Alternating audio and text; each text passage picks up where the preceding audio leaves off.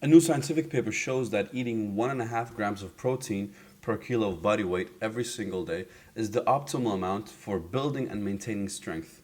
And this is interesting because science has not showed the exact amount that you need to eat. So today we're going to talk about this exact article and why this is so important. Welcome to this video. My name is Al-Najaar. I'm a medical doctor and I help men who are busy with their lives get leaner, stronger, and more effective while eating the right diet. So today we're going to talk about this study, and this study is a so-called meta-analysis. And a meta-analysis means that it's an article that studies other articles. So they take up all the articles about this subject, and today it's about how much protein you need to eat, and then they analyze how much you actually needed to eat before it made a significant difference. This type of study is considered to be the most trustworthy in all of science. And this is because you take all of the knowledge that you have and then you apply statistics to get the most real result in terms of the real world. The study's goal was to show the dose-response relationship between protein intake and muscle gains. This means that they wanted to show the exact point at which you needed to eat, like how much protein you needed to eat per day before you actually grew muscles, and at which point you would have diminishing returns. And the results were 1.5 grams per kilo of body weight. They also showed that eating more than 1.5 grams per kilo actually doesn't gain you much more in terms of muscle mass gains. They also showed that resistance training is very important to getting stronger and gaining muscle mass. So if you only eat the right amount of protein, you won't get stronger and you won't get muscle gains. This seems logical to most people, but science has debated this for a while. And now, this study shows that you actually need to train to get bigger muscles. On the other hand, training without eating the right amount of protein, which means less than 0.5 gram per kilo of body weight, actually still increased the amount of muscle mass. So you can actually train and still gain muscle, but it's not that effective as if you ate 1.5 gram per kilo. So now you know that you actually need to train and the amount of protein that you need to eat every single day to have the optimal amount and the optimal balance so you can get as strong as possible. Because the thing is, if you're above 25 to 30 years old, if you're not actively trying to gain muscle, you're actually losing muscle for every single year. They show that the older you are and the less you actually do, the more muscle you will lose. So that's why it's so important when you're above 25 to 30 years old, which I think you are when you're watching this video, that you actually actively go out and train and eat right so you can maintain and actually build muscle. Because building muscle does so many things for us. It increases the insulin sensitivity and it makes you stronger and less fragile. Now, eating the right amount of protein will also mean that you keep the muscle mass that you have. Our bodies will always prioritize breaking down the muscles if we're not eating right, because they're just a source of energy. So if you're not eating right and you're not training, your body will think that your muscles are not really important. So they will start breaking them down and using them as energy sources. So when you just eat the right amount of protein, your body will not break those muscles down. Eating a lot of protein means that you will increase the thermogenesis. This means that the production of heat in your body. The thing is, when you eat protein, your body uses more energy to actually break that down. And that's not necessarily a bad thing. That helps you with fat loss, and protein is also very, very good for satiety. So you feel full for a longer time, and you actually burn more fat while eating protein. That's why protein is so important. You can't live without eating meat. Now you can because you have all these supplements, but if you don't eat meat, don't eat red meat, you won't get some essential amino acids that we can't produce ourselves. In terms of the fat loss, a study showed that when you eat protein as the first meal of your day, you will actually decrease the amount of calories you will take in the next meal. So you will feel more full and you will eat less for the next meal, which also helps you with fat loss and control of both your mind and also the energy levels that you actually have. Because the energy levels are a result of the insulin and the blood sugar going up and down. And that's why some people, when they eat a lot of carbs, they get a lot of energy the first 15 minutes after eating, and then they go down, like they want to fall asleep. And that's because of the insulin and the blood sugar levels just going up and down. And when you eat protein, when you eat fat, that is way more stable. That helps you both with your energy level and with your mood.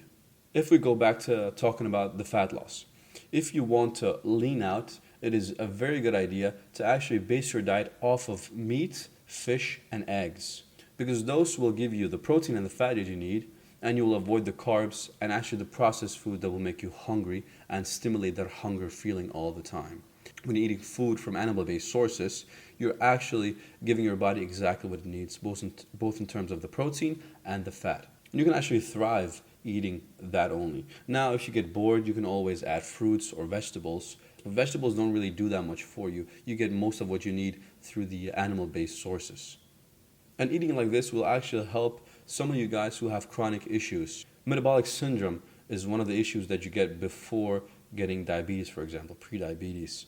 And eating this and cutting out the carbs, I'm not saying you should cut out all carbs, but cutting out the carbs, most of the carbs, will actually help you with your insulin sensitivity and your metabolic syndrome and the pre-diabetes.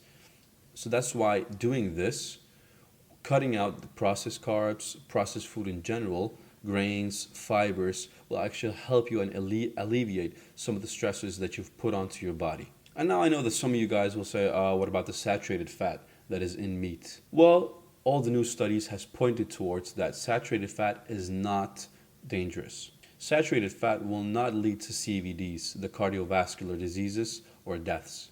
Actually, they show that if you increase the amount of saturated fat, you will decrease the risk that you have for cardiovascular diseases. And that's probably because cardiovascular diseases is a result of being pre-diabetic or metabolic syndrome. And you get that by eating a lot of refined carbs in general, processed food.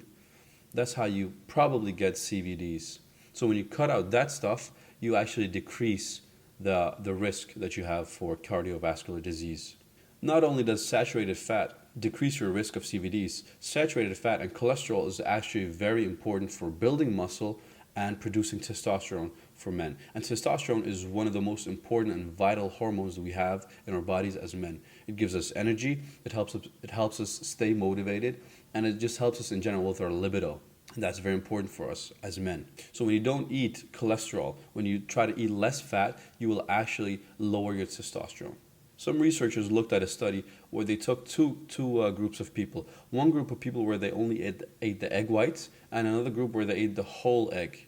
And the egg white is very good because it's only protein. There's nothing else in the egg white than the protein. And then they looked at who is actually building most muscle. And you would think that if you only eat protein, you would actually build more muscle. But these researchers showed that the group who ate the whole egg, so the egg yolk and the egg white, actually built more muscle and more strength. This means that the saturated fat and the protein actually gave the most significant increase in muscle gains.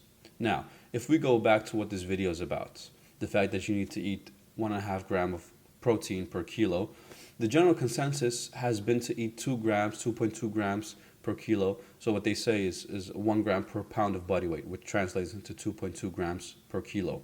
And this makes sense, and this has been the general consensus, because then you eat more. The thing is, when you have to calculate how much you need to eat, you always say 1.5 grams per kilo. But you never know what is the goal. Is it your weight right now, or is it your goal weight? And the important fact is that you need to go after what your goal weight is to be. So if you weigh 80 kilos and you want to go down to 75, you should base off the 1.5 grams per kilo to the 75 kilos, and not the 80. If you want to grow, you need to base it off 85, for example, and not 80. So you should always base it off of your target goal, if you want to lose weight or you want to gain weight. And gaining weight can be muscle as well. So if you're 80 kilos or 176 pounds, you need to eat 120 grams of protein every single day. If you want to grow to 90 kilos or 200 pounds, you need to eat more than that, because you need to eat towards that level. You need to eat 135 grams of protein every day. According to the latest consensus, you had to eat 180 grams of protein. Now you only need to 135, and that's a significant difference. Now let me show you how much easier it actually is now to reach your goal. If you needed to eat 180 grams of protein every single day, you would have to eat 1 kilo of red meat or 2.2 pounds of red meat every single day. Eating 135 grams of protein every single day means that you only need to eat 670 grams of red meat. To all the gym bros out there, you know how much of a significant difference that is between eating 1 kilo of meat or 675 grams. Now, if you're a busy professional, this goal can actually be reached by only eating one meal and then drinking a protein shake with 2 scoops of protein. because your meal would consist of around 60 grams, 70 grams of protein if you eat a lot, and your shake would be 2 scoops, which could be 60 grams of protein. So you would reach it by doing that only. And that's way easier when you're a busy professional working on doing what is important to you, which could be your family, your friends, or working. Now I will test this out and see if it makes any difference for me, going from 1.5 grams of protein per kilo from 2.2, because I used to eat 180, 200 grams of protein every single day, but now I'm trying to dial that down and see if it actually makes a significant difference for me. Up until this point, I was eating around 1 kilo of meat if I wasn't supplementing with protein powder, and that's a lot of food. That's a lot of meat that you need to eat with the rice and every other thing that I also ate. So decreasing the amount will actually be a lot easier, and we'll see if it actually makes a significant difference. If you were eating 2 grams per kilo, are you going to decrease that amount now? Or if you were eating less, are you going to increase to 1.5 grams per kilo because you know how easy it is now? Let me know what you think in the comments below. And if you like this video, please like it and subscribe to the channel. I'll see you next time.